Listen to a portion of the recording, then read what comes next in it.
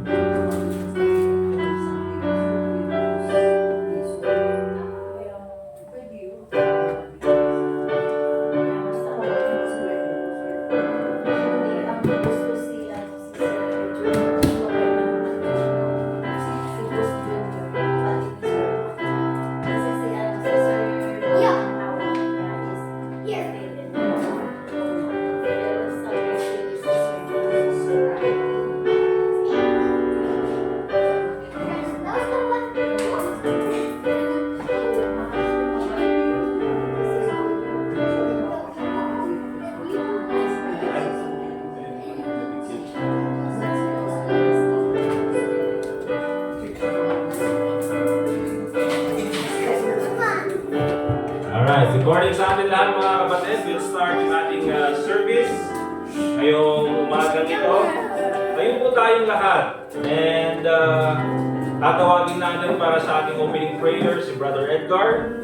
And then after that, si Brother RJ para sa ating congregational singing. Let us pray mga kapatid. Yes, with D1. Let's pray.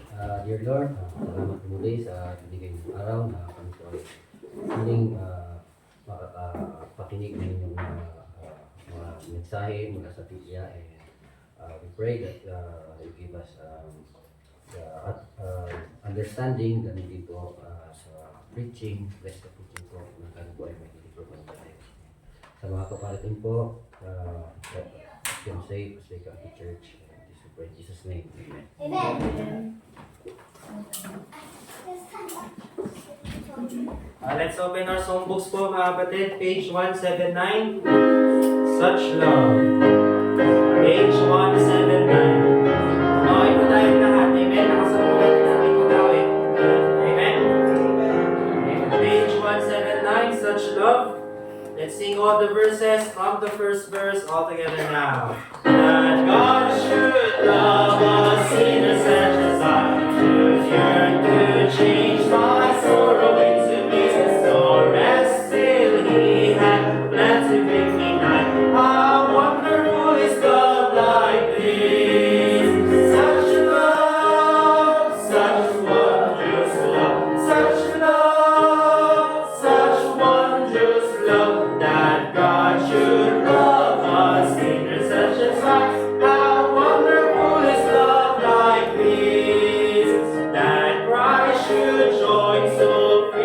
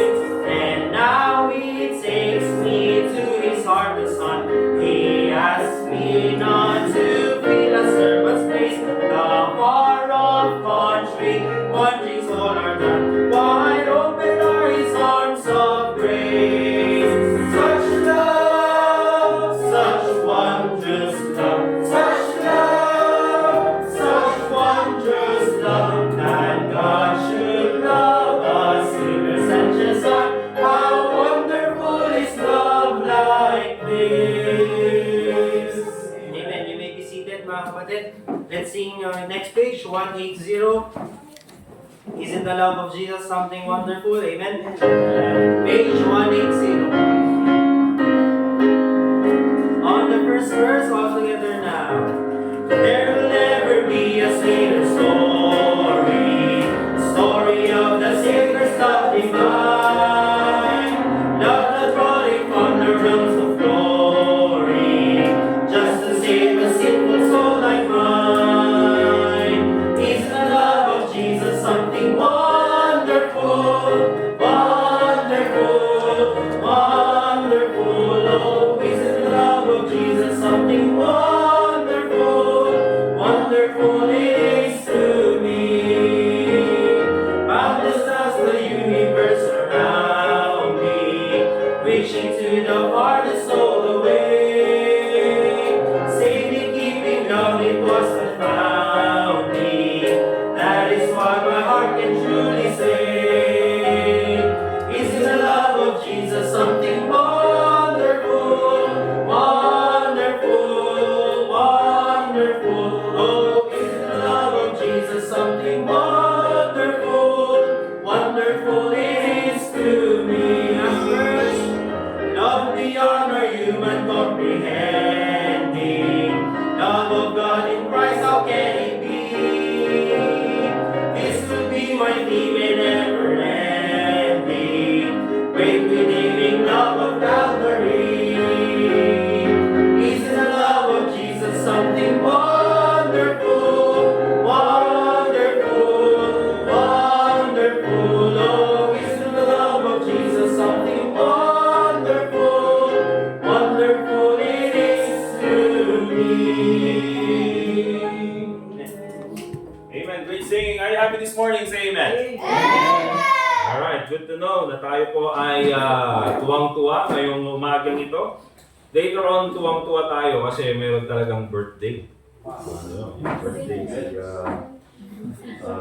isa sa mga young people natin dito. Si Asher. Oh, isip nyo si Edgar, hindi naman yung young people. Si Asher at si Brother Edgar. Okay, mamaya na natin sila kantaan. Okay. But also, this isa sa mga announcement natin, June 29, next week na ito mga kapatid, meron tayong guest speaker, si Pastor Joshua sa Itogon. Kaya lahat po tayo ay pumunta dito sa church. Let's do our best to attend. And again, makipag-participate po tayo sa pagbibigay ng grocery. Okay? Amen? Alright. Again mga kapatid, hindi po ito, yung talagang, kung ano lang yung kaya. Okay? Wala naman pong required dito na amount. Kung kaya nyo lang ibigay ay hindi katulad nung binigay ng iba, wala pong problema. Ang importante dito is yung puso natin na mag-participate. Okay? Isang dilat, walang problema dyan mga kapatid. Okay? Pero again, tulad ng sabi ko mga kapatid, kung pwede, huwag na yung pansit canton. Okay? Kasi yung marami sa totoo kasi ito marami daw missionary, sakit ng mga missionary, sakit sa bato. Pag pumunta ng conference, puro na ng mga pansit canton yung binibigay. Okay? Magandang ibigay natin mga kapatid yung 1 kilong asin. Ganyan. Parang talagang, yan, baging namin nga bato. Okay? Hindi, basta may pag-participate lang. Loaf bread, kung anong kaya, okay? So, isasend ko mamaya doon sa ating group chat at kayo na ang mamili kung ano ang ibibigay nyo. Alright, so remember, June 29 po yan, next Sunday. Also, may I remind everyone na mas lalo po nating i-level up yung ating pagbibigay sa missions. Amen?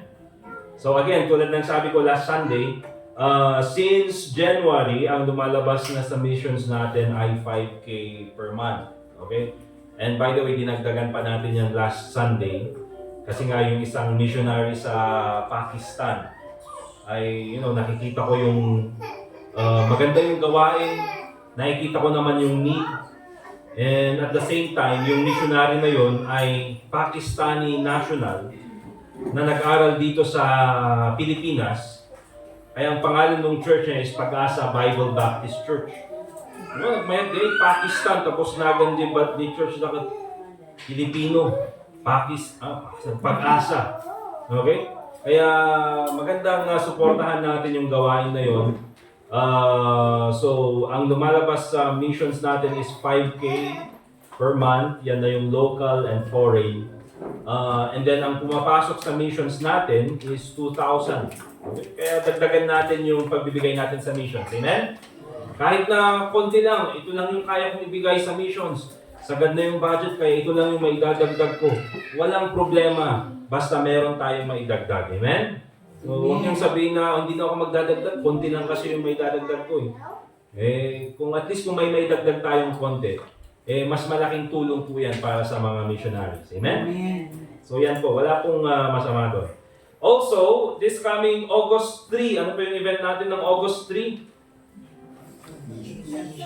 Yan, yun yung missions conference natin. So again, ipag-pray po natin yan. Sa August 3, meron tayong kaibigang preacher na darating, kaibigang pastor galing sa Harvest Baptist Church sa Agoo, La Union. At siya ang mag-preach sa atin about missions. Kaso lately ko lang nalaman na meron kasing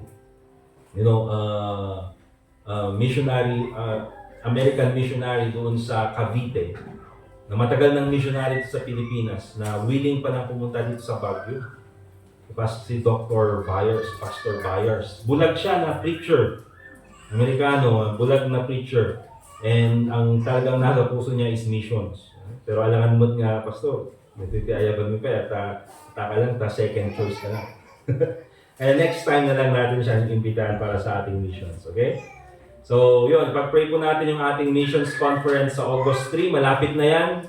Next week, June 29, and then 3 days after that, or 2 days after that, ay July na. So, as little as probably 7 weeks na lang ito, or 6 weeks. Yun na yung ating August 3. So, unang-una, please put that sa inyong prayer list. Ipag-pray nyo yan, na i-prepare ng Panginoon yung inyong puso't isipan for our missions conference. Amen? Amen. Alright, another one. Isa sa mga i-recognize din natin this time is itong si Ma'am Lourdes. Okay? So, kinausap niya ako last Sunday. At gusto niya, kasi member siya doon sa Dagupan po. Ano po yung pangalan ng church? Open Door Baptist. Open Door. Okay, ngayon kasi nag-close na. Hindi, matagal siya. Matagal na siyang hindi nakapag-attend. Okay? More than 2 years po. So, more than 2 years. So, matagal naman na siyang hindi nakapag-attend.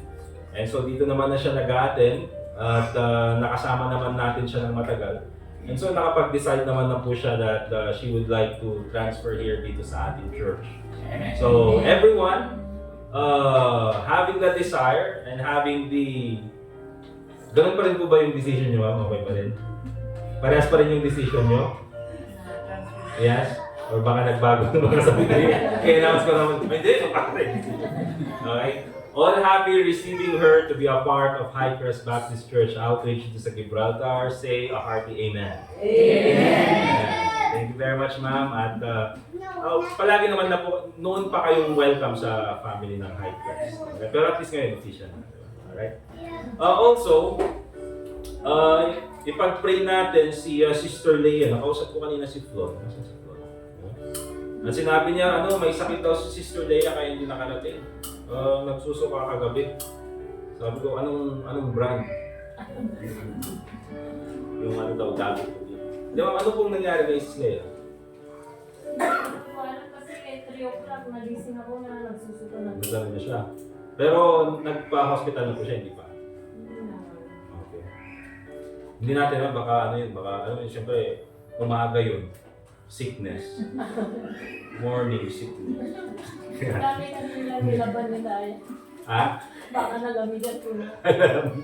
Hindi, pag-pray na natin si Sister Leia. Ganun din si Sister Iris. Okay? Meron bang pahabol na prayer request para isabay na natin sa prayer? Health especially? Okay? Alright, so kung wala na, let's go ahead and pray. And then after that, tawagin natin si Brother RJ for one more song. Okay? Alright, let's pray. Dear God, Heavenly Father, muli po nagpapasalamat kami sa oras na binigay niyo sa amin at dito po sa aming church ay magkakaroon po kami ng isang muling prayer para sa mga kapatid namin. Unang-una, Panginoon, we remember Sister Dea. We pray, Lord, na ikaw po magbigay sa kanya ng kalakasan, especially physically. Nang sa ganun po ay makarecover po siya sa kung anumang karamdaman meron siya ngayon.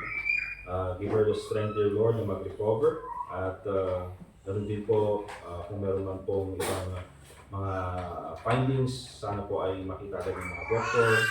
At kung hindi po, Panginoon, ay ikaw po sana ang magbigay sa kanya ng peace of mind, ganun din po sa kanyang mga family members. Also provide yung anuman po mga financial needs na kailangan po para sa gamot. Please give her strength nang sa ganun po ay makasama po namin siya sa mga susunod na mga Sundays so we can worship you together as a church. Ganun din po kay Sister Iris, continue to bless her sa kanyang pregnancy. Give her the strength, Panginoon, especially sa unang trimester at sa mga susunod pa, Panginoon. May we want to bless her always. And gawin po sa mga members ng church, Panginoon, na may mga karamdaman. Please give each and everyone the strength na makarecover po sa kanilang mga karamdaman so that mas makapaglingkod pa po kami ng mas maayos sa inyo. Salamat po, Panginoon, sa iyong kabutihan sa amin. And also pray in the name of the Lord Jesus Christ. All God's people say, Amen. Amen. All right, one more song from Brother RJ. At bago po tayo nadama sa preaching. My Jesus, I love thee, page 174, mga kapatid. Page 174. On the first verse, all together now. My Jesus, I love thee, I know thou art mine.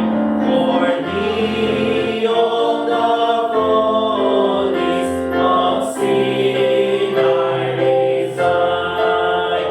My gracious Redeemer, my Savior art thou. If ever I love thee, my Jesus is now. I love thee because thou hast first loved me and purchased my pardon on Calvary's tree. I love thee for wearing the thorns on thy crown.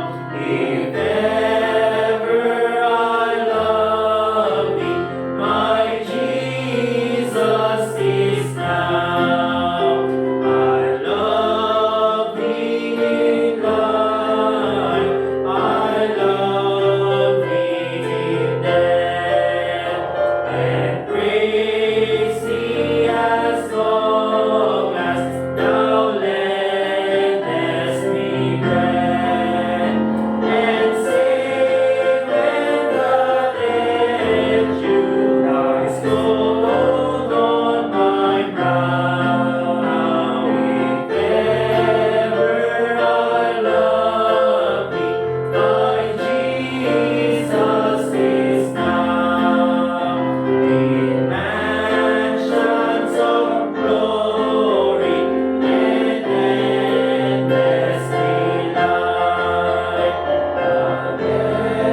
ever adore thee in heaven so bright. I'll sing with the glittering crown on my brow. If ever I love thee, my Jesus is now. Alright, let's get our Bibles please, mga kapatid. Kunin po natin ang ating mga Biblia. At buksan po natin sa Ephesians chapter 4. Tayo po tayong lahat, mga kapatid, as we read the Word of God. I'll read verse 1, kayo po sa verse 2, hanggang makarating po tayo sa verse 32, at doon po tayo magkakasabay-sabay. Okay?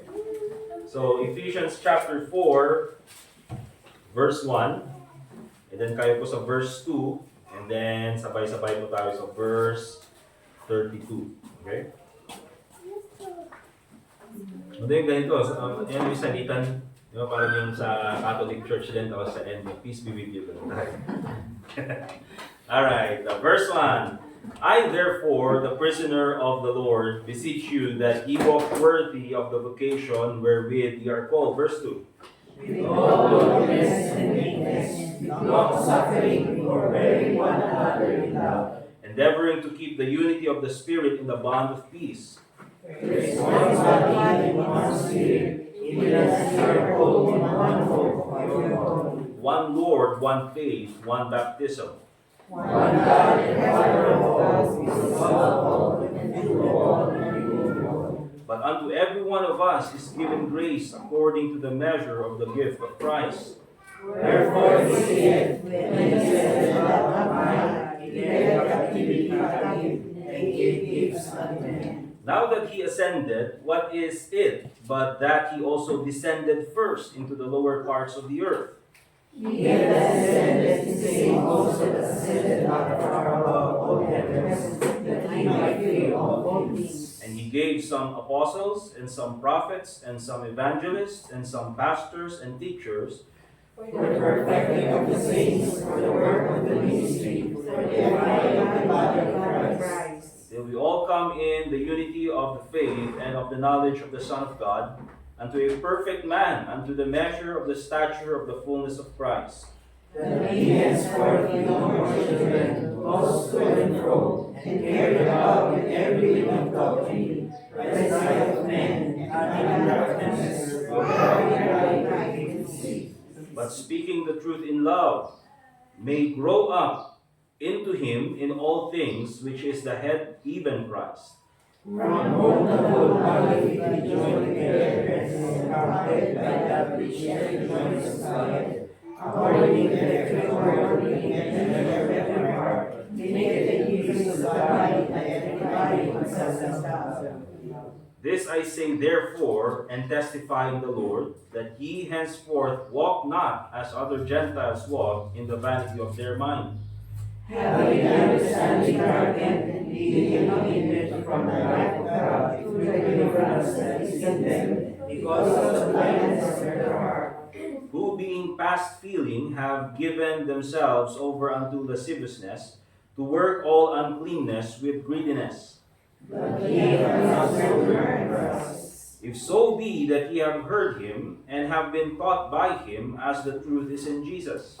That you offer concerning the former conversation the old man, which is according to the deceitful lust. And be renewed in the spirit of your mind, And that ye put on the new man, which after God hath created in righteousness and true holiness. wherefore, putting away lying, speak every man truth with his neighbor, for we are members one of another. Be ye angry and sin not, let not the sun go down upon your wrath. Neither give place to the devil. Let him that is opposed to you no more, but rather that he may work, working with his hands, the things which is good, that he may have to give to him that needeth. Let no corrupt communication proceed out of your mouth, but that which is good to the use of edifying, that it may minister grace unto the hearers. And grieve not the Holy Spirit of God, whereby you are sealed unto the day of judgment. Let all bitterness and wrath and anger and clamor and evil speaking be put away from you with all malice. Altogether, And be kind one to another, tender-hearted, forgiving one another, even as God for Christ's sake hath forgiven you. Let us pray. Once again, Panginoon, nagpapasalamat po kami for this time na kami po ay makakapag-aral muli ng iyong salita. Thank you, Lord, sa iyong salita na iyong binigay sa amin, na ito po ang naging source namin ng tamang katuruan, nang sa ganun ay mas maging mabuti po ang aming buhay bilang Kristiyano. At ganun din po, Panginoon, ay ma-improve po namin ang aming spiritualidad. Sa ganun po ay mas marami po kaming magawa para sa inyong gawain. At sa oras na ito, Panginoon, we pray na ikaw po sana ang magbago sa aming kaisipan, especially po sa oras na ito at pag-aaralan namin muli about spiritual maturity.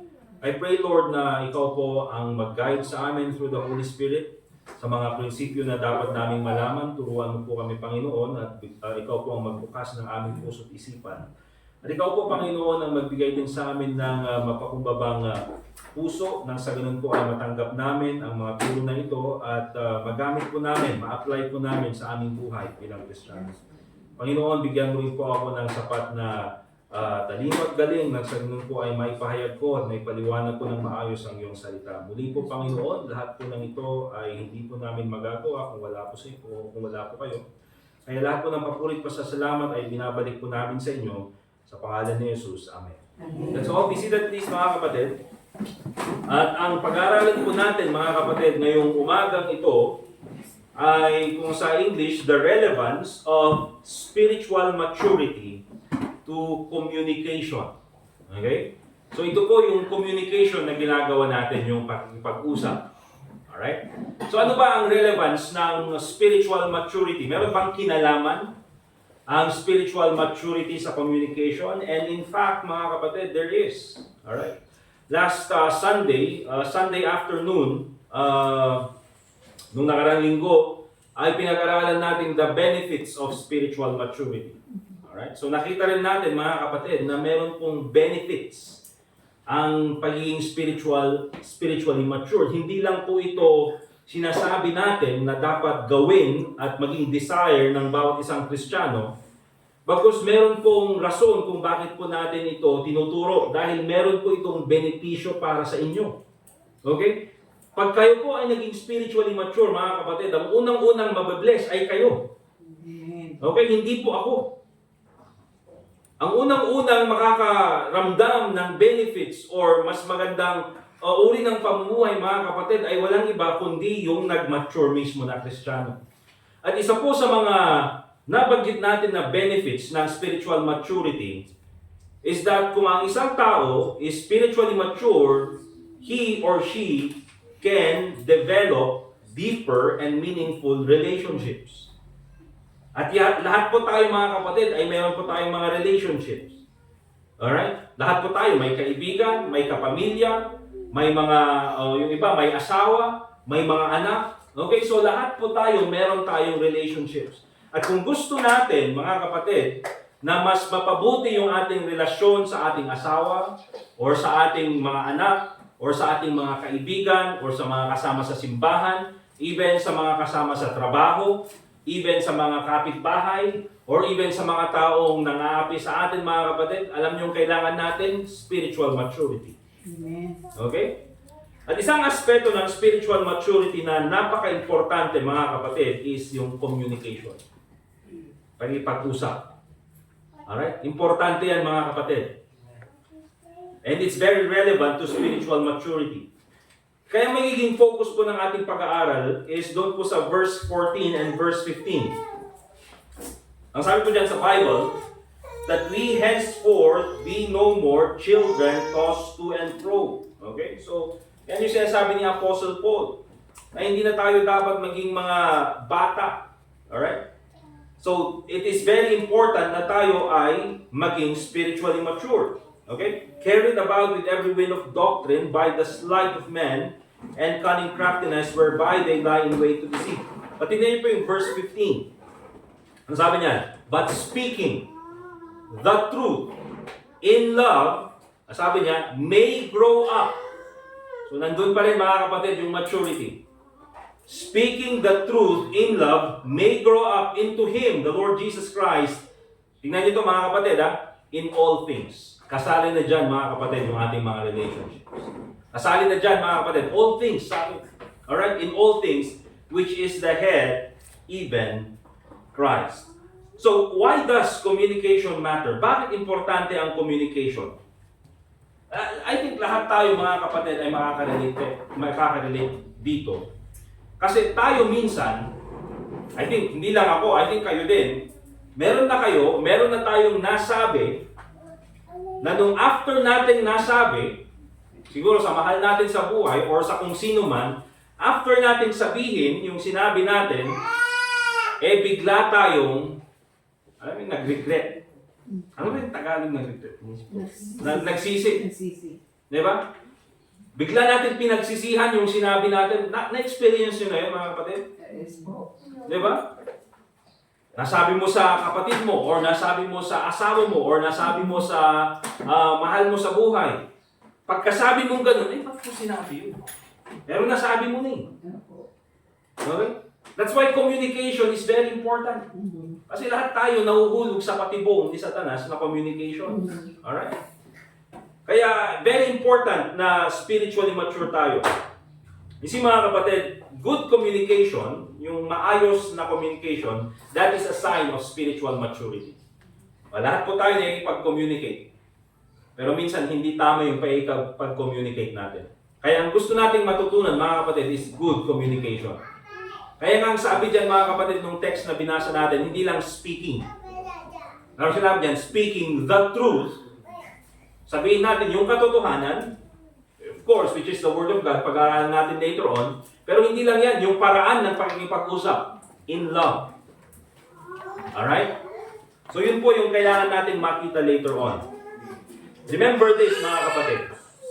Your words reveal your spiritual maturity. Okay?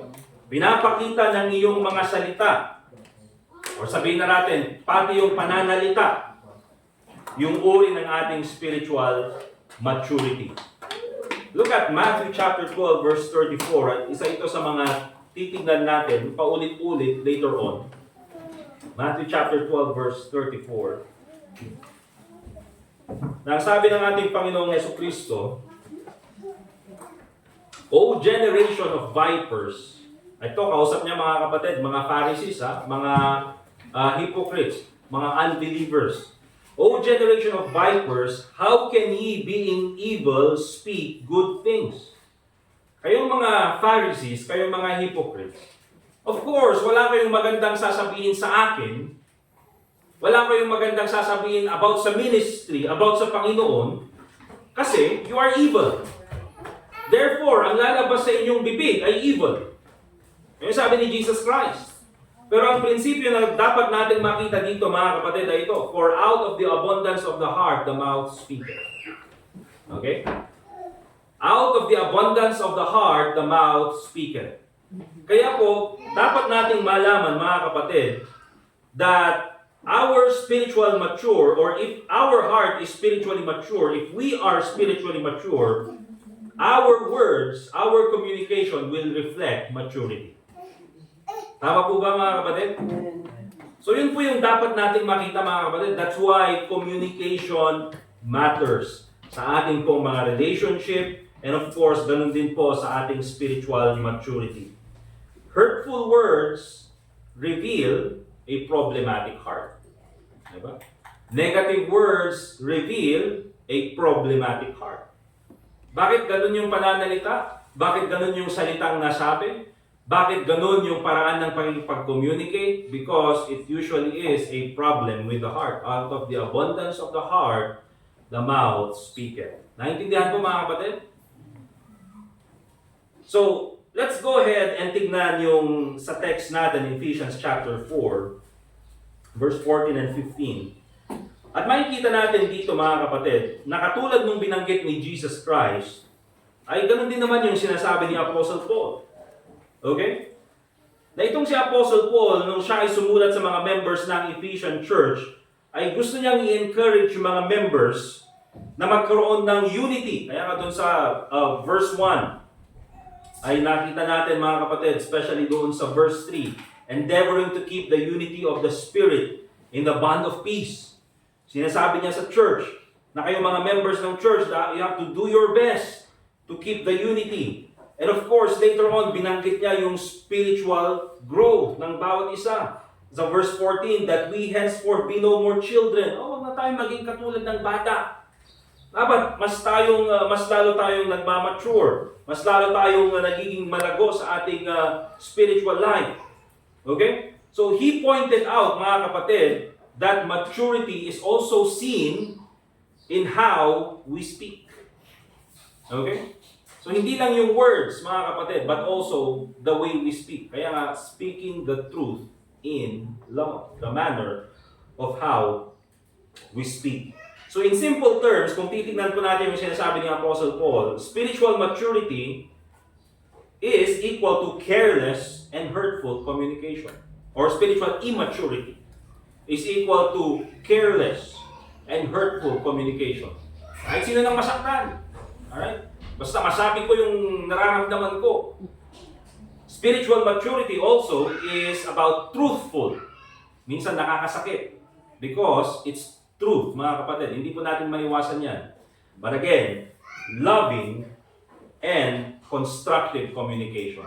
May pag-ibig, and ang motive dito is makatulong, hindi makasira. Okay? Later on, titignan po natin yan. So, how spiritual maturity and communication are connected? Ano ba yung connection nito? Unang-una mga kapatid, let's take a look at, again, dyan sa verse 15. Mature believers accept the truth spoken in love. Okay? Ang mature na mananampalataya, tinatanggap nila yung katotohanan spoken in love. Masakit man, as long as it is from the Word of God, pag sinabi natin truth, sabi ng Bible, there is only one truth and that is the Word of God. Thy Word is truth. Sabi ni Jesus Christ, ang salita ng Diyos, yun na ang katotohanan.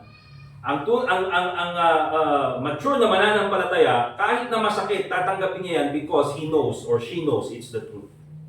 Alright? Yan, speaking the truth in love may grow up into him in all things. Oftentimes, mga kapatid, especially sa preaching ng salita ng Diyos, or even kapag tayo ay tumatanggap ng counsel or tumatanggap ng advice na galing sa salita ng Diyos, many times, masakit tanggapin. Amen? Amen. Kasi, pag galing sa salita ng Diyos, mga kapatid, ang ginagawa kasi ng Bible, pinapakita niya yung kasamaan natin. Pinapakita niya yung kasalanan natin. Pinapakita niya yung mali sa atin. Okay? Kaya isa sa mga illustration about sa Bible is a mirror. Na kapag titingnan mo ang Bible, ang makikita mo yung sarili mo. Okay? Na kung gaano ka kasama yung kasalanan na ginagawa mo. At yun, ipapakita sa iyo ng Bible. Bakit? Para lang ipakita na ikaw ay masama, ikaw ay makasalanan. Well, totoo naman yung mga bagay na yun. But also, ang Bible, ipapakita niya kung paano mo ayusin yung kasalanan na yun, or tanggalin yung kasalanan na yun, or iwasan yung masamang ugali na yun. Yan po yung ginagawa ng Bible. Kaya kapag po nakita natin yung ating sarili sa Bible, or even sa preaching ng salita ng Diyos, huwag nating sabihin, mga kapatid, na, ako na naman yung pinapatamaan. You know what? Totoo, ikaw yung pinapatamaan. Pero hindi ako, ng Panginoon. Okay? Kasi kung ikaw, mga kapatid, ay nasasaktan sa preaching ng salita ng Diyos, isa lang ibig sabihin yan, kinakausap ka ng Holy Spirit. Amen. At sinasabi ng Holy Spirit sa iyo, ito yung masamang gawain, ito yung kamalian mo, kailangan mong ayusin ito. Amen. At kung hindi natin aayusin yan, mga kapatid, walang magbabago. Alright? Kaya nung kailangan natin gawin, tanggapin natin yung salita ng Diyos. You know what, mga kapatid? Ang pinaka-delikado po sa buhay ng isang Kristiyano ay yung ikaw ay pupunta ka sa church, makikinig ka ng salita ng Diyos, or ikaw ay magbabasa ng Bible, at parang hindi ka na kinakausap ng Panginoon. Alam yung ibig sabihin yan, mga kapatid? Wala nang pakialam sa iyo ang Diyos. Ang sasabihin mo, hindi naman siguro nangyayari. Nangyari po yan kay King Saul, mga kapatid. Na dumating yung oras na hindi na siya kinakausap ng Panginoon. Anong nangyari sa kanya? Miserableng buhay. Kaya miserable po ang buhay ng isang Kristiyano na hindi na kinakausap ng Panginoon. You know why? Dahil nagpapatuloy siya sa kanyang masamang gawain. Pero yung makita yung mga Kristiyano na pupunta sa church, nasasaktan, napapakinggan yung preaching, of course, pagbalik sa bahay, magkakamali na naman, and then babalik na naman sa church, pero ayusin na naman yung kanyang buhay, ginagawa niya yung best niya. Kahit na maraming pagkakamali, mga kapatid, in so many times nandun siya sa church, at siya ay nananalangin, tinatanggap niya yung katotohanan na galing sa salita ng Diyos, still, meron pa rin pagbabago sa kanyang buhay. Amen. Dahil ang nagbabago sa buhay ng isang tao, mga kapatid, ay hindi po ako. Hindi po yung preacher. Ang nagbabago sa buhay ng isang tao, mga kapatid, sa isang Kristiyano ay yung salita ng Diyos. Amen. Kaya dapat po nating maintindihan na kapag tayo ay tinatamaan ng salita ng Diyos, ang pinakamagandang gawin ay magpasalamat sa Panginoon. Amen? Amen. So remember, be thankful when you are reproved and rebuked through the preaching of God's Word. Magpasalamat tayo. Magpasalamat tayo na kinakausap tayo ng Panginoon. At magpasalamat din tayo na meron tayong preacher na nagpapaalala sa atin. You know why, mga kapatid? Marami po na mga preacher, available naman yung salita ng Diyos, pero ayaw ipangaral yung katotohanan dahil ayaw masaktan yung mga tao.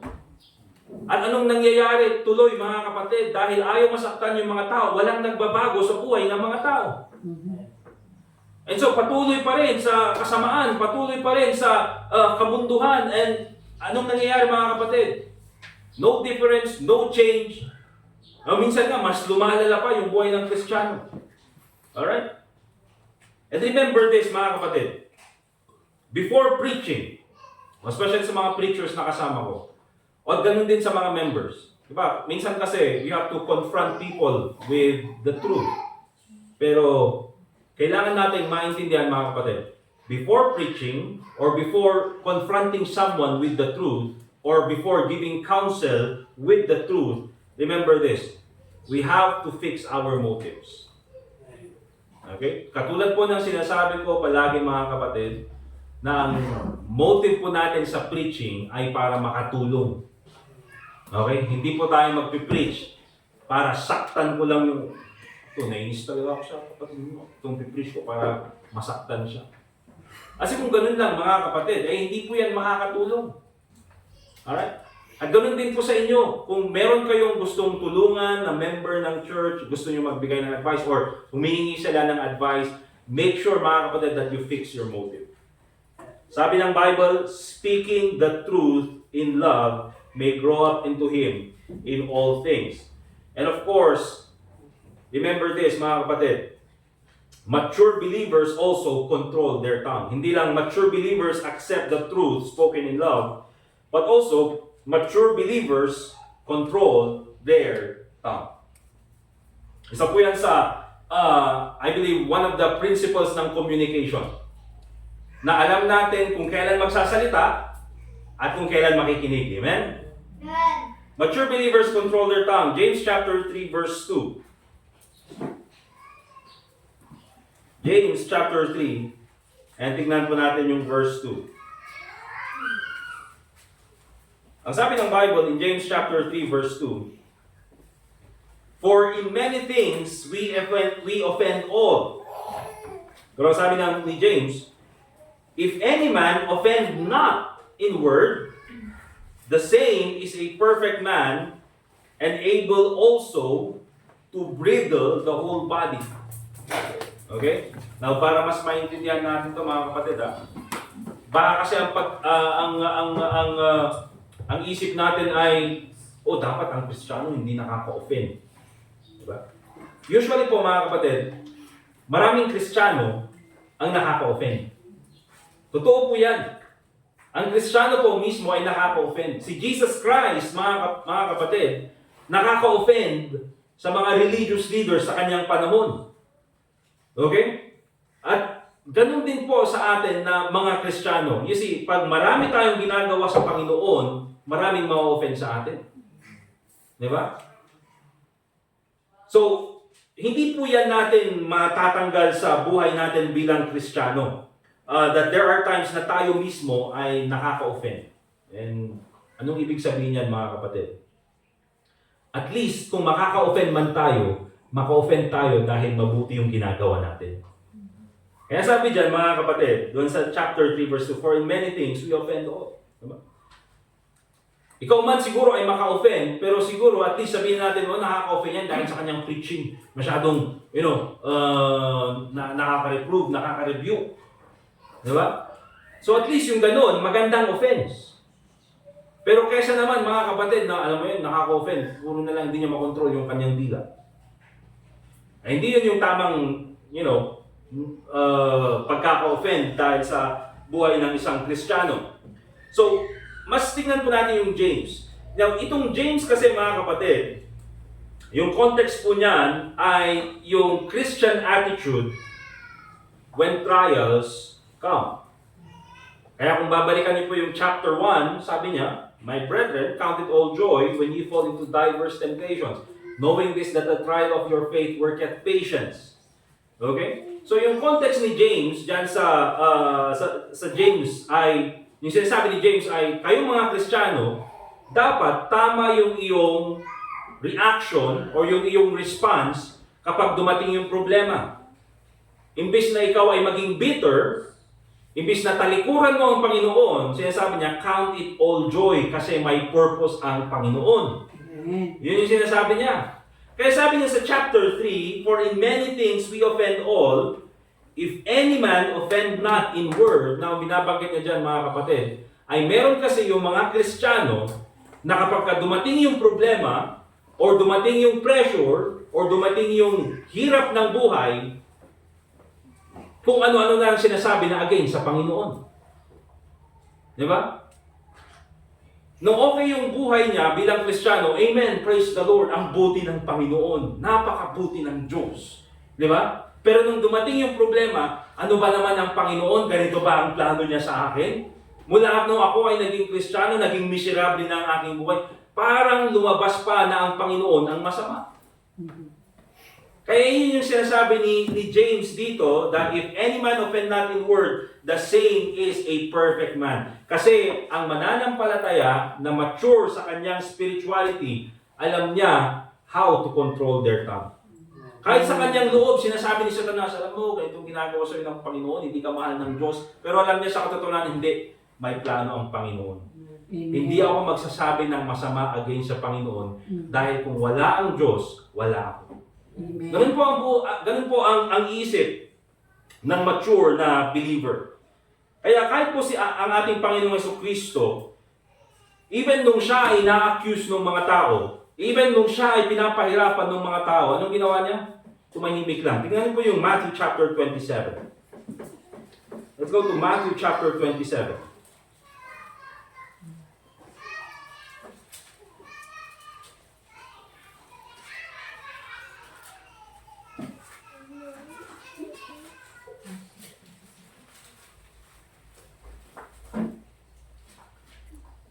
Matthew chapter 27, tingnan po natin yung verse 12 hanggang verse 14.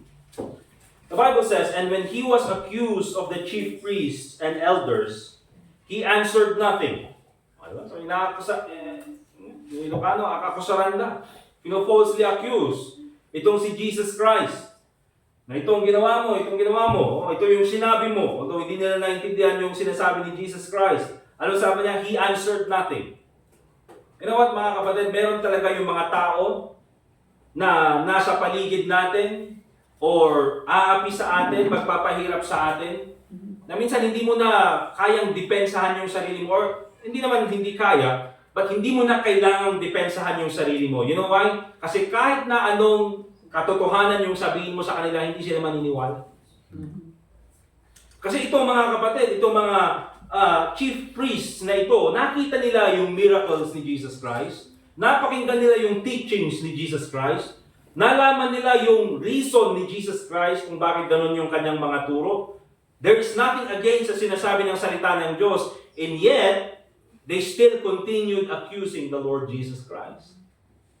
Kaya minsan mga kapatid, meron talaga yung mga panahon sa buhay na hindi mo dapat depensahan yung sarili mo sa lahat ng nag-a-accuse sa iyo. Amen. You know why? Kasi kahit na anong sabihin mo sa isip nila, ganun ka na. Ganun na yung tingin, oray inyati ikastam. Nga mang explain, kastoy gamin, awan, no inyati, panagkita na kanyang kasjay nga talagan. Alright? So ano na lang kailangan natin gawin mga kapatid? Ang best defense natin is yung ating character. Diba? Ang best defense natin is yung ating integrity. Verse 13, "Then said Pilate unto him, Hearest thou not how many things they witness against thee? And he answered him to never a word, insomuch that the governor marveled greatly." And later on, anong sabi ni Pontius Pilate? Pagkatapos niyang linitis si Jesus Christ, pagkatapos niyang tinignan yung ebidensya, in-investigate kung ano yung nangyayari, ano yung sabi niya? "I see no fault in him." wala akong nakikitang kasalanan sa kanya. Diba?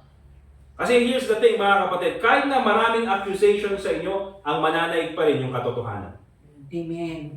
Diba? Kahit na gaano nating tabunan yan ng kasinungalingan, kahit na gaano natin tabunan yan ng napakaraming kasinungalingan, ang mananaig pa rin, in the end, ay yung katotohanan. Kaya even po, si Pontius Pilate, sabi niya kay Jesus Christ, I find no fault in Him. Kaya, remember mga kapatid, yung mga hirap ng buhay na daraan sa atin, circumstances, difficulties, they reveal who we really are.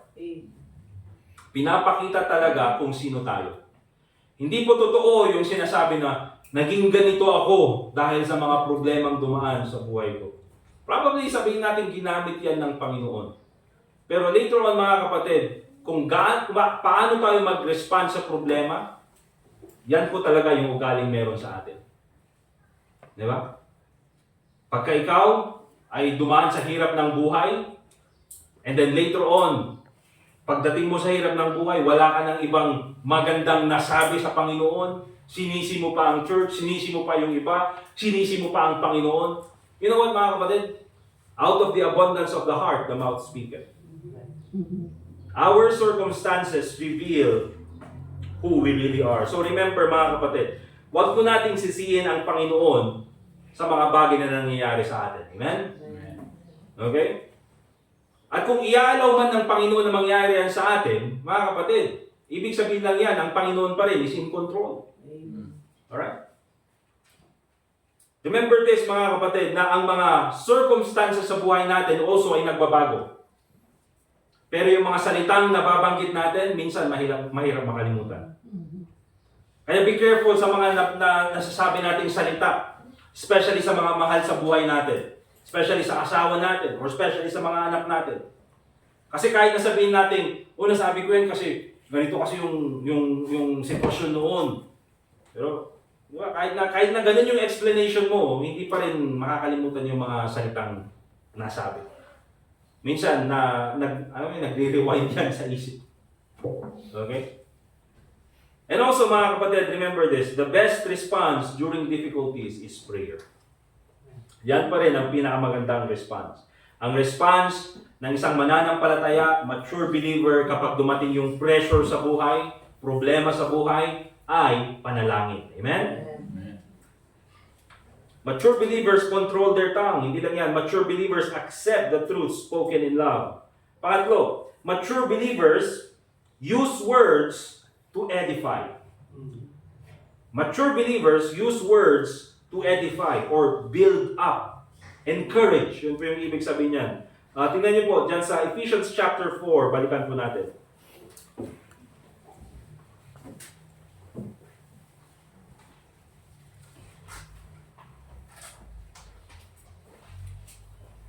Ephesians chapter 4, and look at verse 29.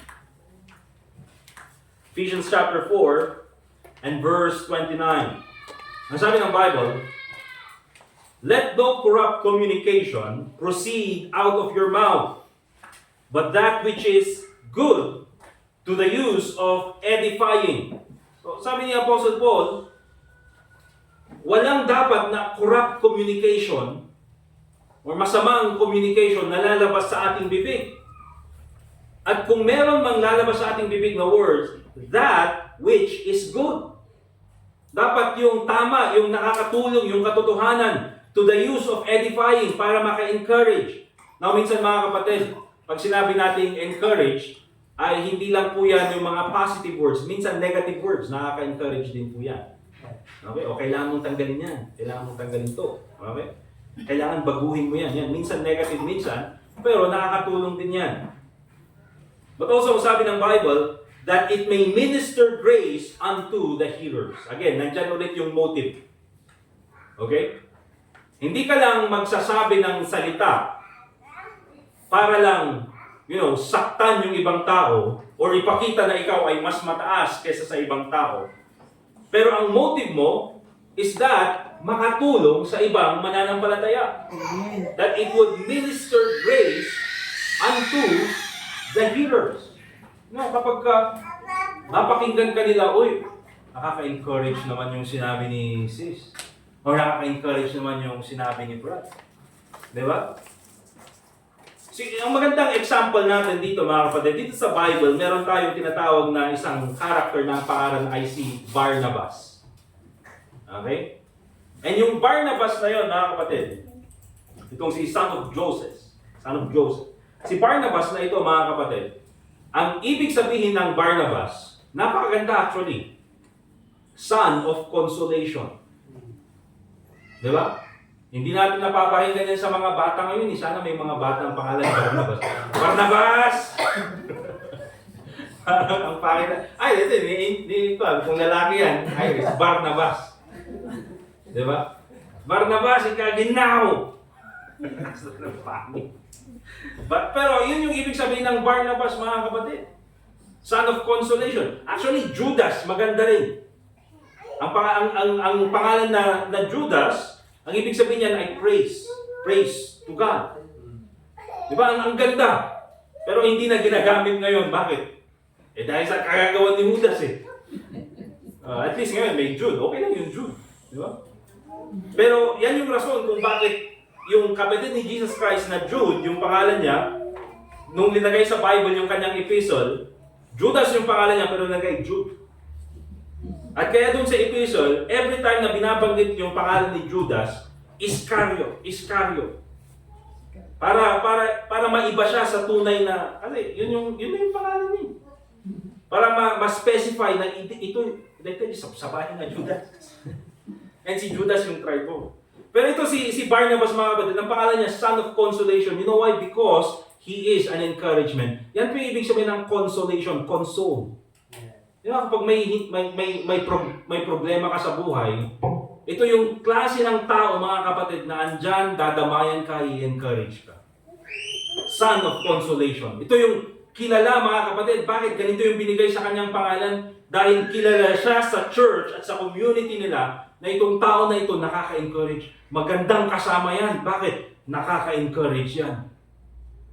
Isa sa mga ginawa ni Barnabas, mga kapatid, ay noong nagkaroon ng problema sa church, dahil sa maraming pangangailangan, anong ginawa niya? Binenta niya yung kanyang lupa at binigay niya sa church para makatulong sa mga apostol, sa ministry ng Panginoon. Di ba? What a great encouragement. Nung si John Mark, mga kapatid, ayaw tulungan ni Apostle Paul dahil iniwan sila sa ministry, ayaw niyang i-encourage, yung nag-encourage sa kanya, si Barnabas. So itong tao na ito, mga kapatid, son of consolation, nakaka-encourage ito. And I believe, mga kapatid, na kung tatanungin ko ang bawat isa sa atin, mas gusto nating kasama ang isang taong nakaka-encourage kaysa nakaka-discourage. Amen? Alam mo yung klase ng tao, mga kapatid, na may nabanggit kang plano para sa Panginoon, o ito yung gusto kong gawin para sa Panginoon. Gusto kong sana makatulong dito, makapagbigay ng ganito, or gusto kong gawin itong ministry na ito. Yung klase ng tao na sabihin, uy, alam mo sis, ang ganda ng plano mo na yan. Di ba? Pag ginawa mo yan, tuwang-tuwa ang Panginoon sa'yo. Ito yung klase ng tao na pag may plano ka sa Panginoon, ito, gusto kong matutunan itong course na ito. Gusto kong matutunan itong skill na ito. Yung sasabihin niya na, alam mo, maganda yan, makakatulong yan sa'yo. Di ba? As long as hindi yan makakaabala sa iyong ministry or hindi yan makakaabala sa iyong pagpunta sa church, okay yan, maganda yan. Alam mo, gusto kong gawin itong mag-apply sa trabaho na ito. Gusto kong mag-apply dito sa company na ito. Tapos sasabihin ng kaibigan na yun, sige, maganda yan. Pwede kitang tulungan na sa interview, di ba? Mag-practice tayo, nakaka-encourage. Kaysa naman gusto kong gawin itong ministry nito. Wala na yan. Marami nang gumagawa niya, hindi na yan importante. Di ba? Or gusto kong matutunan itong skills na ito. Ano ka ba? Masyado ka nang napagdaanan ng panahon, hindi mo na magagawa yan, hindi mo na kaya yan. Di ba? Mag-relax ka na lang. Gusto kong mag-apply sa company na ito. Kita mo, tatabagbagin mo. Di ba, may plano ka pero lahat na lang parang binabakuran ka tuloy na wala kang magawa. Mga kapatid, yan po yung son of consummation. Maganda yung son of consolation, nakaka-encourage. Pero mahirap din yung son of consummation. Di ba? Satanas, tinagin na hindi Barnabas. Alright? So, mature believers use words to edify, to build up. Okay? So, remember this mga kapatid. Especially sa atin lahat. Remember this. Be an encouragement to your spouse. Okay? Especially sa mga mag-asawa. Maging encouragement kayo sa asawa nyo. Hindi ikaw yung very critical na hindi ka nabibigay ng solution. Of course, yung asawa minsan, i-criticize niya yung asawa, pero sana sa tamang, sa tamang motive para makatulong. Hindi lang yung i-criticize para masaktan. So, sa mga mag-asawa, mga kapatid, remember this, be an encouragement to your spouse. I-encourage mo. Nagtatrabaho ganyan, uy, galing. Ayos yung trabaho niyan, galingan mo pa, para mas malaki yung bonus, pagkano. Di ba? Uy, galingan mo pa sa trabaho na yan. Hindi yung ikaw mismo, yung nakakasira doon sa, parang confidence ng iyong asawa. Be an encouragement to your spouse. Build up others. Build the confidence of your children. Ganun din sa mga bata. Di ba? Huwag tayo, especially tayo mga magulang, tapos may nakita nating ginawa yung anak natin. Ano ba naman yan, anak? Pakit-pakit naman ang ginawa mo. Di ba? As much as possible, tingin tayo ng positive na pwede nating i-improve doon sa bata. Sabihin na, kahit na sabihin na natin pangit yung ginawa, ano ba na yung drawing ako ni Sophia. Yung drawing niya ako, alam mo yung parang kalaban sa Lord of the Rings na. Yung walang mata na parang, di ba? Pero sabi, wow, ang ganda. Gawin kong profile picture para makita niyo. Nasaan ba yun? Picturean ko eh. Yan, ako daw yan. Yan, blue. Oh, sinulat pa niya, team. Diba? Gusto pa nagkita na. Pero hindi ko iniisip ko, mga kapatid. Pero syempre, tuwang-tuwa ako kasi, wow. Diba? Pero ang nakita ko doon, uy, may gusto niya. Baka magaling din ito mag-drawing ah. Diba? Encourage ko yan, galingan mo yan, anak. Galingan mo yan para balang araw benta natin yung mga drawing mo. Mamaya, di ba? Naging, ikaw pa yung swerte ko pala. Kagaya mo din mga swerte, ikaw pa lang magkaamon sa amin sa kahirapan. No? Ganun pala. Hindi yun mga kapatid, pero i-boost natin yung confidence nila. Para pag lumaki sila mga kapatid, mas marami silang magagawa kaysa sa atin. Di ba? Hindi yung gusto natin wala silang mararating. Dapat tayo lang ang may marating. Hindi mga kapatid, i-boost natin yung confidence nila. Para pag sila ay malaki na, sila ay nasa tamang gulang na, mas marami silang maaabot kaysa sa atin. Mas malayo yung mararating kaysa sa atin. Mas maging mabuti sila kaysa sa atin. Mas maging mabuting parents sila. Mas maging mabuting pamilya sila kaysa sa atin. Amen? Amen. Yun po yung gawin natin. Mature believers use words to edify sa pamilya, sa church, ganun din sa trabaho. Diba? Dapat sa work natin, tayo yung gustong-gustong kasama ng mga katrabaho natin. Hindi dahil sa kalokohan, pero pagkasama kanila, ano mo pagkasama kita, ang sarap ng pakiramdam. Diba? Hindi ba, may bayang data, madiday ta ang kadwa nga, bapti-baptis nga. Pagtit na sa amon data. Diba? Okay lang na siguro ma-open sila dahil mini-witnessan natin sila. Pero na-open sila dahil puro na lang criticize sa gobyerno, criticize sa trabaho, lahat na. Diba? So wag yun mga kapatid. Mature believers used to edify words. Also mga kapatid. Ito. Para mas maintindihan natin, using to edify words. Munti ko na makalimutan, buti na nakaparenthesis.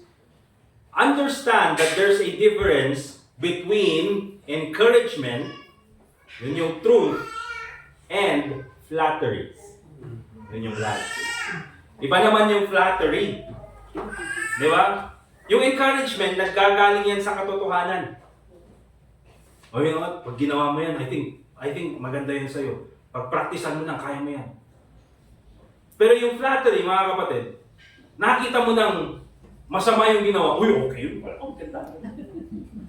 Di ba? Hindi tuloy nag-improve. Okay? For example, nagluto. For example, si Sister Angel naglutong ganyan, and then, nung nagluto siyang ganyan, masyadong, sabihin natin na, tawag doon, masyadong maalat. Di ba? For example. And then, tikman mo nga kung okay yan. So, tinikman ko. Yeah. Ayos. Agad ang sarap siya. So, hindi ko sinabi yung katotohanan. Kasi sa isip ko, para maging encouragement daw ako. Encouragement. Di ba? Pero yun, nagiging flattery na. Bakit? Kasi hindi na makakatulong yun, mga kapatid. Mas lalong makakasira yun sa kanya. So every time na magluluto na siya, ito yung gusto niyang timpla, yung maalat. Ikaw na, ayos. Every day, ayos. Later on, may sakit ka na sa bato. Bakit? Kasalanan mo rin, in-answer mo eh. Okay? Pero sasabihin mo, I think masyadong maalat. Okay, tapon na lang natin. Hindi. Diba? Timplahan natin ng iba. Diba? So ayusin mo, and then later on, yun, mas masarap na. Mas okay na. Ito yung gusto kong timpla. So later on, kapag magluluto na siya, alam na niya yung timpla. Kasi you did not flatter. Sinabi mo yung katotohanan in love. Speaking the truth in love. Amen? So ganun po mga kapatid. May difference pa rin po yung encouragement sa flattering. Tayo mga Pilipino, minsan masyadong namang ang tawag ng iba, masyadong mga kind yung Filipino. Yung iba naman kasi medyo flattery yung kanilang pananalita. Alam na nga nila na yung makeup, yun na medyo nasobrahan yung makeup, di ba? Parang, alam mo yung parang makeup ni Joker, yung ganun yung asawa niya, tapos, ayos na yan. Ganda-ganda. Nasa di ba? So hindi mo sinabi yung katotohanan, naging flattery tuloy. Okay? Ano ibig sabihin niyan? Later on, hindi na tuloy maniniwala sa'yo. Alright? So, mature believers use words to edify, to build up. Number 4, mature believers avoid gossip and unhelpful talk. Okay? Mature believers avoid gossip. Yun na lang. Okay? Iniiwasan yung chismis. Proverbs chapter 11, verse 13. Proverbs chapter 11, verse 13. Ano sabi ng Bible? Proverbs chapter 11, verse 13. A tale-bearer revealeth secrets, but he that is of a faithful spirit concealeth the matter. Okay? Tingnan niyo ito mga kapatid ha. Yung ginamit ng Bible na salita ay tale-bearer. Okay? Pag sinabi natin tale-bearer, yung root word niyan is yung salitang tale. T-A-L-E. Parang fairy tale. Ibig sabihin ng tale, mga kapatid, ay fictional story. Diba? Inventong kwento. Istorya ni, sino na yun? Istorya ni Lula Basa, kasi. Diba? Kwentong barbero. So walang katotohanan yun. Pero sabi ng Bible, a tale-bearer revealeth secrets. Kung meron siyang nalaman about sa'yo, anong gagawin niya? Gagawa niya yan ng kwento. Diba? Gagawa niya yan, nakahaluan niya ng maraming, alam mo yung ikaw naman, nasasabihin, diba? Pero ang sabi ng Bible, he that is of a faithful spirit, see, this talks about character, this talks about attitude, concealeth the matter. Hindi naman yung pinagtatakpan, mga kapatid. Pero alam niyang hindi totoo at hindi makakatulong at wala namang itong maitutulong sa ministry o wala namang maitutulong doon sa buhay ng ibang Kristiyano na hindi naman na dapat pag-usapan, pabayaan na natin. Nangyari na nga yan noong 1985 eh. Magpapay, 2025 na yun. Diba? So remember mga kapatid, mature believers avoid gossip. Yan po ibig sabihin ng tale-bearer. Kaya here's the thing mga kapatid. Huwag po tayo magipag-participate sa gossip. You know why? Kasi kung wala pong nakipag-participate, later on, mapapagod na rin yung nagkikwento. Kapag yung, kasi meron talaga mga kapatid, di ba yung manay pagkwento, wala naman tayong ginagawang ganyan. Di ba, okay lang nag-fellowship kayo ganyan. And then later on, biglang may alam mo siya. Alam mo, no? Blah, blah, blah, blah, blah. Blah, blah, blah, blah, blah. Di ba? Pero here's the thing mga kapatid. Kung walang interest yung mga makikinig, titigil yung kwento. Tignan niyo po mga kapatid, Proverbs 26 verse 20. Napakagandang prinsipyo nito eh. Kasi hindi po natin talaga maiwasan mga kapatid, na meron talagang sa trabaho, sa fellowship, even sa church minsan, sa mga kapitbahay, ay may mga ganung mga tao. Pero sabi ng Bible in Proverbs 26 verse 20, where no wood is, there the fire goeth out. Daling prinsipyo yan. Kung walang panggatong, mamamatay yung apoy, tama? Sabi niya, so where there is no talebearer, the strife ceaseth. Okay? So, ito na ang magandang gawin natin mga kapatid. Sa lahat ng pupuntahan natin, mayroong talebearer. Okay? Pero hindi tayo magkakaroon ng interest na makikinig. Di ba? Or kung pipigilan natin, kasi meron din naman yung talebearer na pag hindi makikinig, gagawin pa yung mukha mo, uy, alam mo yung ano? Okay? So, imbis na makinig tayo, tigilan na lang natin. Di ba? Iwala natin yung topic. Palitan natin yung topic. Or kung kaya mong diretsuin, kung sabi mo, wala akong interest makinig sa kanya, dami ko ng problema, dadagdagan mo. Ganun na lang. Okay? So, yan mga kapatid, don't fellowship with people who gossip. Kung wala pong interesadong makinig sa chismis, wala po yan mga kapatid. Kaya nga po, titignan natin ngayon, bakit kahit po sa mga, isa sa mga, di ba, dun sa, yung mga palabas noon sa TV, yung mga, yung mga chismis, sila Christopher Minute, ngayon, sila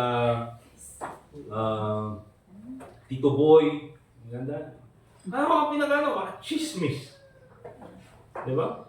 Chismis lang naman. Hindi nga alam kung totoo yung mga sinasabing ganyan. Pero yung mga tao naman is, tuwang-tuwang na nanonood. Mas grabe na ngayon mga kapatid. Kasi sa social media, pwede na mag-comment. Di ba? Pero kung walang magko-comment sa mga bagay na yun, walang mag-review sa mga comment na yun, sa mga content na yun, mamamatay yung content na yun. Di ba? So, mature believers avoid gossip. Also, mature communication strengthens marriage. Ito, very important ito mga kapatid. Mature communication strengthens marriage. Hindi lang po ito para sa mga may asawa na, pero ganun din po sa mga magkakaroon ng asawa in the future, mga ikakasal in the future. Ano yan? Proverbs chapter 15 verse 1, very basic. A soft answer turneth away wrath, but grievous words stir up anger. Diba? Sa mag-asawa mga kapatid, hindi may iwasan ang mag-aaway, hindi maiwasan ang magkakaroon ng issue, disagreement. Pero ang sabi ng Bible, a soft answer turneth away wrath. Diba? Kahit nagalit yung isang asawa, yung spouse, or yung husband or yung wife, kahit nagalit yung husband, kung maayos din naman yung pagsagot ng wife, minsan nawawala yung galit. Ganun din sa wife. Kung galit yung wife, pero yung husband naman sinabayan ng galit, wala na, di ba? Yun yung sinasabing World War III, Iran, Israel. Di ba? Ganun po yung nangyayari mga kapatid. A soft answer turneth away wrath, but grievous words stir up anger. Mabuti na lang mga kapatid, kahit po sa pagiging mag-asawa namin ni Sister Angel, ay natutunan po namin gawin yan. Okay? Natutunan po namin gawin. Ganun din sa akin, napakahirap. Pero at least kay Sister Angel, yung ugali niya kasi is yung hindi na lang magsasalita. Di ba? Pero sa akin kasi, kailangan ko rin talagang sa isip ko na, kung galit yung isa, dapat ikaw, wag mo nang sabayan. Ang ginagawa ko na dati, nagpapatawa. Pero mas lalo nakakagalit pala. Di ba? So, wag na lang ganun mga kapatid. Right? Ito mga kapatid, very important. Balik tayo sa Ephesians chapter 4. And tingnan po natin yung verse 26.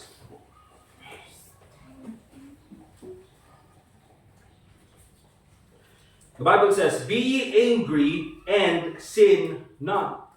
O yung sinasabi ng magalit tayo. Yung sinasabi ni Paul, magalit kayo. Para hindi kayo magkaroon ng kasalanan. Oh, ano ibig sabihin nun? Remember this mga kapatid, ang galit po minsan na pag nagalit ka, hindi ibig sabihin na may kasalanan agad. Diba? Si Jesus Christ mga kapatid, nung nakita niya yung mga nagbebenta doon sa temple at ginagawang negosyo yung kanyang gawain, ang unang ginawa niya, nagalit. Okay? Nagalit siya, pinagtataob yung mga mesa, pinagtatapon yung mga benta, pinagtatapon yung mga pera, at tapos bago pa nun mga kapatid, gumawa siya ng kanyang latigo at pinaglalatigo yung mga nagbebenta sa loob ng temple. Okay? Pero si Jesus Christ yun mga kapatid, ibig sabihin ba doon dahil nagalit si Jesus Christ ay may kasalanan na siya? Hindi po mga kapatid. Dahil yung kanyang galit ay nanggaling sa kanyang righteousness. Alright? Kaya hindi po lahat ng galit mga kapatid ay kasalanan agad. Ang nagiging kasalanan, pag yung galit na yan, naging bitterness. Okay? Kaya sabi dyan, Ephesians chapter 4 verse 26, diba? Be ye angry and sin not, let not the sun go down upon your wrath. Amen. Kahit po sa mga mag-asawa, mga kapatid, meron bang disagreement, pero ang pinakamagandang gawin pa rin ay huwag niyong hayaan na yung disagreement na yan ay maging bitterness. Diba? Kaya kailangan yung mag-asawa mag-usap. Ano yung problema? Paano natin aayusin? Nang sa ganun ay magkaroon ng agreement, okay, at hindi na maging bitterness. Kasi pag wala pong resolution na nangyari, paulit-ulit yan. Sasabihin na naman, after 1 year, after 2 years, after 3 years, kaya nga meron talaga mga kapatid niya. Minsan yung mag-asawa magagalit. Bakit ka galit na galit? Kasi ganito yung ginawa niya. Kailan? Noong 1985. Grabe mga kapatid. Kasi mula noong 1985 hanggang 2020, ilan na yun? 40 years. Wala pa ring resolution. Alright? Kaya hindi po yan makakatulong. Yun po nagiging kasalanan. Bakit? Yung anger naging bitterness. Alright? Kaya kung meron pong problema, especially sa mag-asawa, kung kayang pag-usapan, pag-usapan. Kahit mapuyat, o kahit mapuyat, at least napuyat kayo dahil nagkaroon kayo ng resolution. Amen? Amen. Okay? Remember mga kapatid, ang buhay po ng mag-asawa, especially, remember this, ay katulad po yan ng, alam mo yung parang ginawang illustration kasi nung napakinggan ko, parang garden. Diba? Na kapag kayong garden, ay ang ginagawa mong pandilig dyan is yung toxic na tubig. Of course, hindi magkakaroon ng magandang flowers. Di ba? Ang mangyayari doon sa garden ay magiging desolate. Walang pwedeng tumubo. Bakit? Toxic na tubig eh. Yung ilalagay mo. Pero kung ang ilalagay mo ay yung malinis na tubig, of course, magkakaroon yan ng flowers, magkakaroon ng leaves, magiging maganda yung garden. Minsan mga kapatid, talaga ang marriage parang ganyan. Kung minsan ang words na palagi natin ginagamit ay toxic, yung words na ginagamit natin ay palaging nakakasakit. Di ba? Walang flowers. Parang titignan mo parang desolate. Parang kawawa.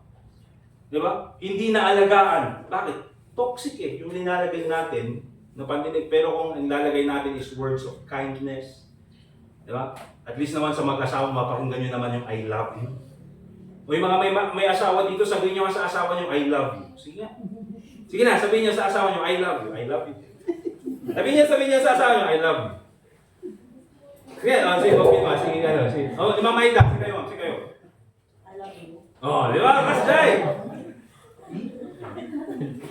Sabi mo sa akin. Same to you. Thank you. Okay. I love you. Thank you. I love you. Me too. Di ba? Kung sabihin nyo yan, mga kapatid. Para naman mapakinggan, hindi naman nyo. Kaya yung last time na napakinggan mo yung I love you. Last time na napakinggan mo, mula nung, kaya kami kinasal, 2019. Oh, grabe naman yan. Doon nung nagbigay kayo ng vow. Kailan yung sumunod na nagsabi siya ng I love you? Sa church. Kanina. Di ba? So, mga kapatid, dapat yan yung isang gawin din natin para sa mga asawa natin. Hindi lang yan, pati rin sa mga anak natin. Yung mga anak natin, kailangan natin i-confirm or reaffirm na mahal natin siya. Kasi si Sophie, pag napagalitan, you don't love me anymore. I will stay here. I don't have parents anymore. Makunana ka dyan. Bakit ganun? Ba't babae ka ron? Saan niya natutunan yun? Hindi ka rin si Sister Angel. Pero ganun talaga, mga kapatid. Kaya kailangan i-confirm na, mahal kita. We still love you, Sophie. Kahit ganun. Alright? So, ganun po, mga kapatid.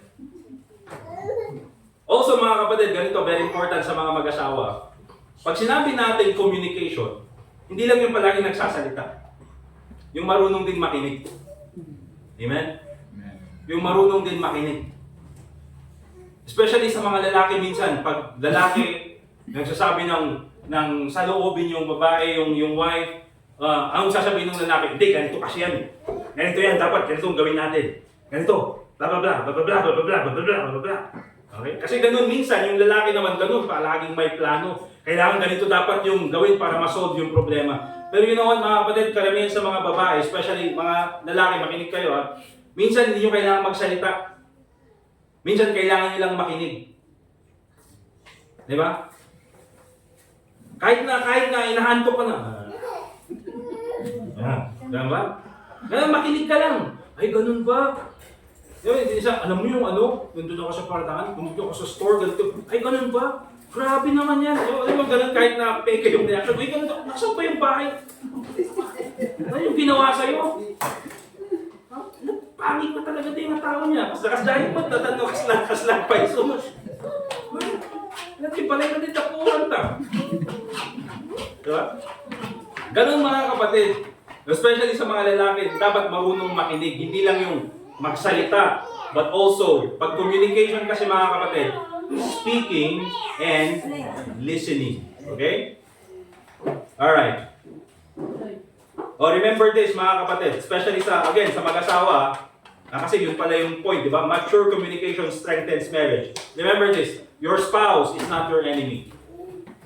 Yung asawa mo ay hindi mo yan kalaban. Ay ba, pag nakita mo, tama na yung kalaban niya. Ay, update yun nga talaga. Sa hero, kita mo.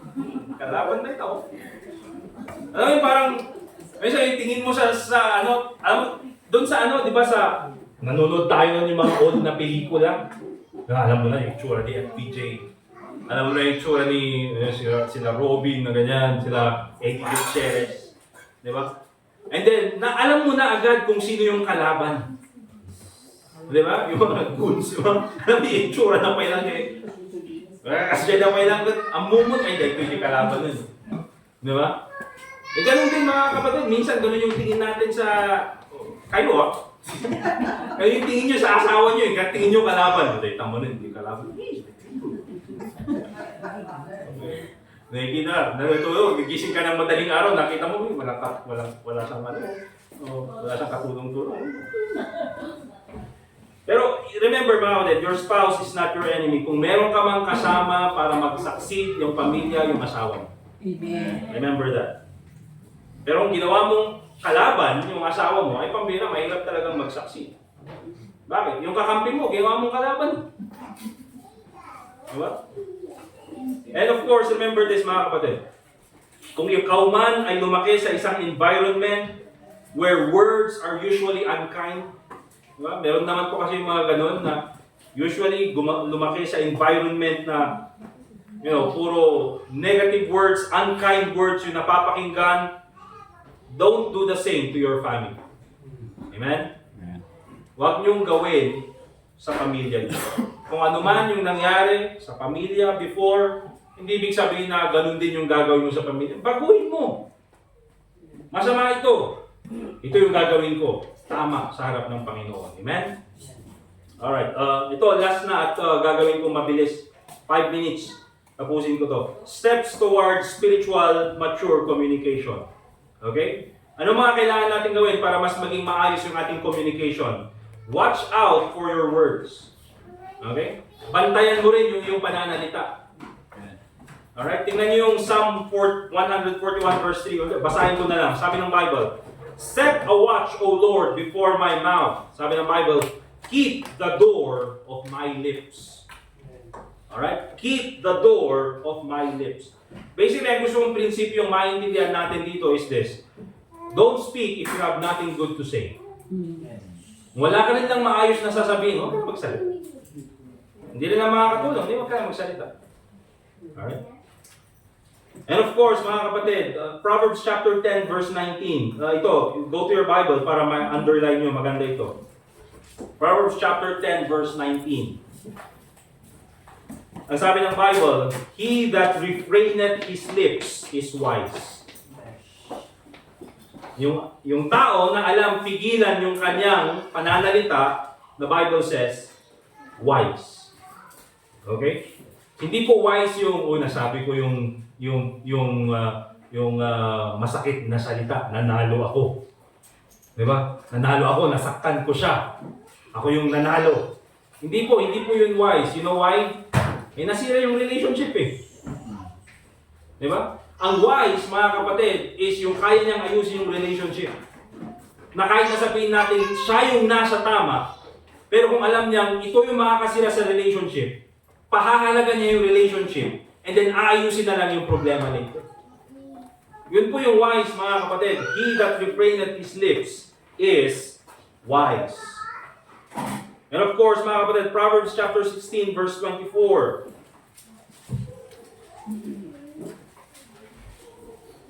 The Bible says, pleasant words are as an honeycomb, sweet to the soul and health to the bones. Napakaganda nito, mga kapatid.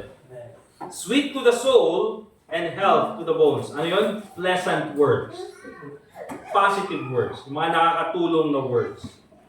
Anong magandang gawin, mga kapatid? Let us make it a decision na intentionally speak pleasant words. Kung meron man tayong sasabihin, yung nakakatulong na words, mga kapatid. Anong sabi dyan? They are as an honeycomb, sweet to the soul. Ano magandang pakinggan? Di ba? Magandang pakinggan.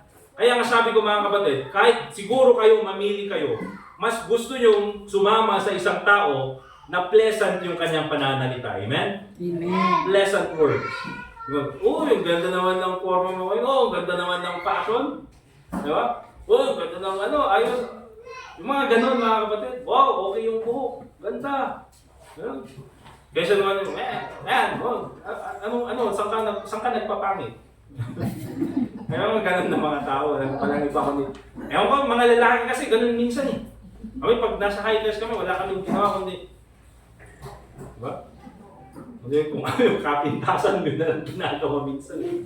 Pero mas magandang kasama, mga kapatid, yung tao na gumagamit ng pleasant words. Especially sa mag-asawa. Amen? Amen. Parang gano'n yan, sweet to the soul. Bakit sweet yung asawa mo? Kasi minsan sa pananalita. Okay? Pero ito maganda, and health to the bones. Health to the bones. Kasi mga kapatid, kahit po sa medicine, kahit po sa mga hospital, kahit po sa mga doktor, ano ang isa sa mga sinasabi nilang advice pag merong may sakit sa pamilya? Use pleasant words. Bakit? Nakakatulong yan, mga kapatid. Bakit? Sabi nga nila, ito actually tinignan ko, positive words can impact health, influencing mood, di ba? Mas gumaganda yung mood, reducing stress, and potentially improving physical health outcomes. Just imagine, mga kapatid, ikaw na ngayong may sakit. May sakit ka na nga, di ba? Sakit ng ulo mo, umuwi ka, sakit ng ulo mo, tapos ka na alam mo? Naman, ba't kaya ganyan yung itsura mo, parang nadobal yung kapangitan mo? Parang ikaw na ngayong may sakit, tapos puro mga negative words pa yung mapapakinggan mo. Kanya, hindi ko lang matayak latan. Diba? Kaya mas maganda mga kapatid na positive words yung sabihin natin. Amen? Let me just also mention this. It's not too late to learn to speak kindly and gently. Huwag natin sabihin na, ganito na talaga kasi ako. Hindi po mga kapatid. Kaya po meron tayong Bible para baguhin natin yung sarili natin. Amen? Huwag natin sabihin na, ganito na talaga ako. Okay, ganyan talaga, walang pagbabago. Pwede mo namang baguhin para mas maging okay. Di ba? Pwede mo namang baguhin. Ganito na yung taon ko, hindi ko na mababago yan. Hindi, baguhin mo, kaya mo yan. Okay? Ang kailangan lang natin gawin, magpakumbaba at sundin yung sinasabi ng salita ng Diyos. Amen? And lastly, keep your heart pure. Proverbs chapter 4, verse 23 to 9. Then keep thy heart with all diligence, sabi ng Bible, for out of it are the issues of life. Tulad ng sabi natin kanina mga kapatid, out of the abundance of the heart, the mouth speaketh. Bakit ganito ang pananalita? Hurtful words reveal a problematic heart. Hurtful words reveal an issue in the heart. Negative words reveal there's something wrong with the heart. Kaya nung kailangan natin gawin, ayusin natin yung puso natin. When you keep your heart pure, yung lalabas sa bibig, pleasant words. Amen? So yun po mga kapatid, yung lesson natin. That's why spiritual maturity is relevant to communication. Gusto natin i-keep yung mga relasyon natin, speak nicely. And paano natin gagawin yan? Spiritual maturity. Amen?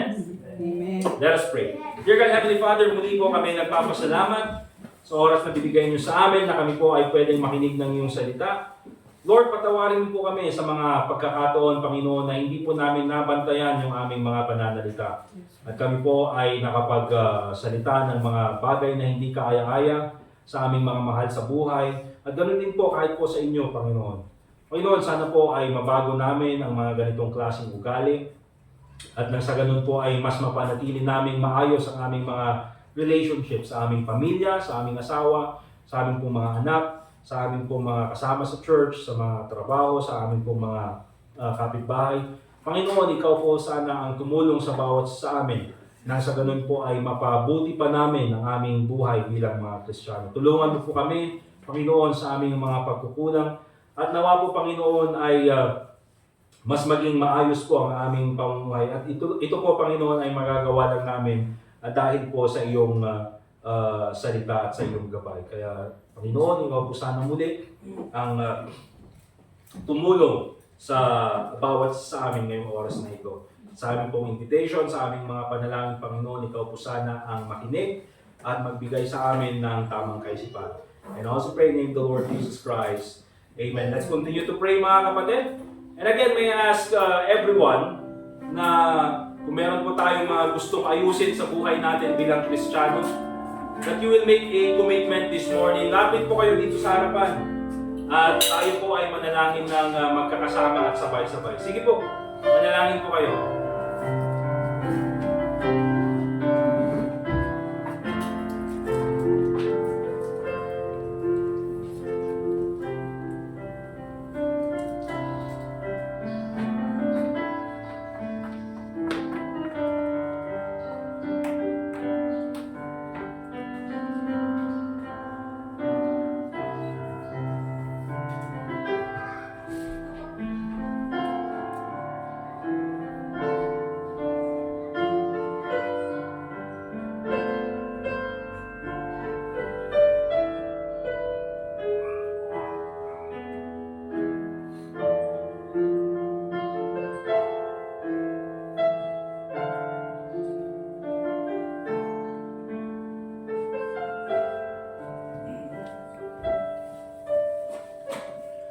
Dear God, Heavenly Father, muli po salamat sa pagkakataon na pwede po kaming gumawa ng commitment. Panginoon, muli po kung meron po kaming mga pagkakamali, tawarin po kami, Panginoon, at nawa po sa mga mahal namin sa buhay na aming mga nasaktan dahil sa aming mga pananalita ay magawa po namin humingi ng tawad at sana po ay mapatawad nila kami. So Panginoon, sa oras na ito, sana po ay magkaroon kami ng bagong simula sa aming paraan ng pananalita at maayos po namin ang aming mga pagkakamali. Salamat po, Panginoon, sa pagkakataon na kami po ay pwedeng pagguhin ng iyong salita at nawa po Panginoon sa aming pagpapatuloy ang pangalan mo lang po ang mabigyan ng lahat ng karangalan. So lahat po ng ito Panginoon ay pinapanalangin namin sa pangalan ni Jesus. Amen. Alright, tatapos po tayo sa ating offering. Okay? Tawagin din natin Asher, magkapit. Asher, ay pagtayman nga may isang agad natin offering din ni Brother Edgar. Ito yung birthday na nakaluwa ko.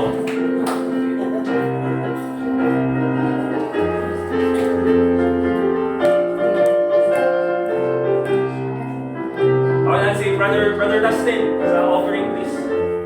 Okay, prepare natin yung mga offerings natin. Again, kung meron po tayong extra para sa missions natin, dagdagan po natin. Let's have a word of prayer. Gracious loving God, maraming salamat po sa panahon na ito aming pagbigay para sa gawain, para sa mga missions, Panginoon, sa mga plan po sa aming ministry dito. And nawa ito'y para sa aming ikilago bilang mga Kristiyano. Maraming salamat po sa blessings na binigay ninyo upang kami makapagbigay. At maraming salamat po sa bawat isa sa ngalan ni Jesus. Amen.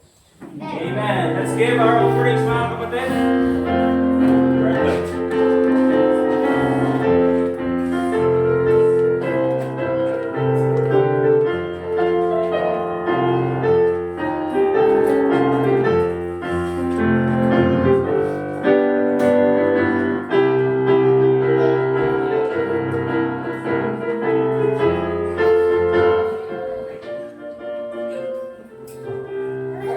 Again mga kapatid, pa-reminder lang po pala.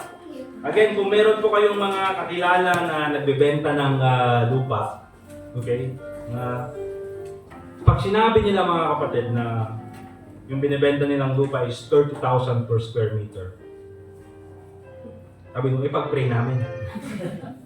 Yeah, pero meron kayong kakilala na nagbebenta ng lupa para sa church natin, di ba? Sabihin nyo sa akin, baka pwede natin makausap. Alright? Kasi again, very thankful tayo po dito para dito sa ating sa pinapahiram sa atin na facilities. Di ba? Napakaganda. Dito na lahat. May parking, may basketball.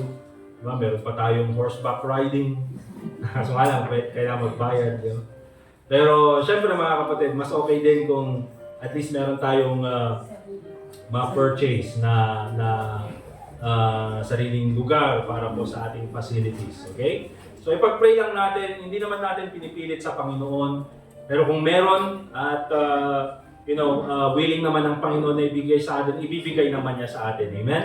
May pera ka man or wala, kung ang Panginoon ang gumawa ng paraan, wala po silang magagawa. So, wala kaming pera. Baging Lord niya po Diyos amin. Yun. So, yan po. But also, si Brother Dustin, bibigyan natin siya ng phone. Diba? Para, Brad, bigyan namin sa'yo ng phone. Ano yan? iPhone yan, bro. Hindi, shaver yan. Wala kasi siya nung last Sunday kasi nagkasakit si Idan. Kaya wala siya, pero yan yung binigay natin sa ating mga fathers. Lahat ba nabigyan na lahat ng fathers? Meron na kay Brother Wilfredo. Meron na. Yeah, father ka na rin. Okay. Alright. Tawagin ulit natin si Brother Asher. Tapos ni Brother Edgar. Kantahan natin sila mga kapatid. Nagtaktor kayo. Napakita na kayo. Taktor kaya. Asher. Ano taon mo na, Asher? 16? Grabe. 16. Nung first na nakilala ko si Asher, ano taon na? 2 years old kasama din eh. Nakilala, kasi si Angel noon sa High Crest noon, di ba? Ako nga yung song leader, siya yung pianist, may crush siya sa akin. Kaya, yun, nakilala ko yung family na sina Sister Marian, si Jayan, si Jemima. Itong si Asher, 2 years old yata noon, nung nakita ko na first. Nung nakita ko siya, dildilaan na niya. Wala na rin niya. Dildilaan na ito eh. Initak niya, meron pala siyang sugat sa dila, ang laki. pinapakita niya sa akin. 2 years old siya. Ngayon, 16 na. Ilang taon niya dila, mata pa yawan. Alright. Okay, kanta na. Ito naman si Brother Edgar. Na. Mga nangyari na noong 1985. Alright, let's sing all together. Happy birthday. Happy birthday to you. Happy birthday to you. Happy birthday, happy birthday.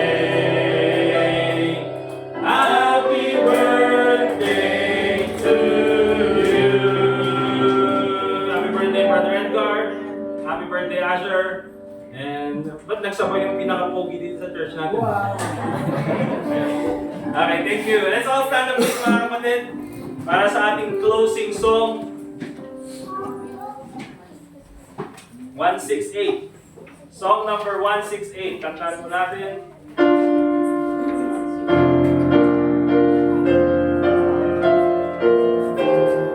Ay, ito yung mataas na naman. Ito yung mataas. Yung ano na lang, yung 169. Come thou fount of every blessing.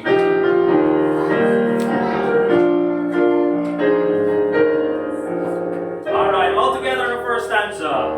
Come thou fount of every blessing, to my heart to sing thy praise. Streams of mercy never ceasing, all for songs of loudest praise. Teach me some melodious sonnet, sung by flaming tongues above. Raise the mountain fixed upon it, mount of thy redeeming love. Here I raise my Ebenezer, either by thy help I'm come, and I know by thy good pleasure, safely arrive at home. Jesus sought me when a stranger, wandering from the fold of God.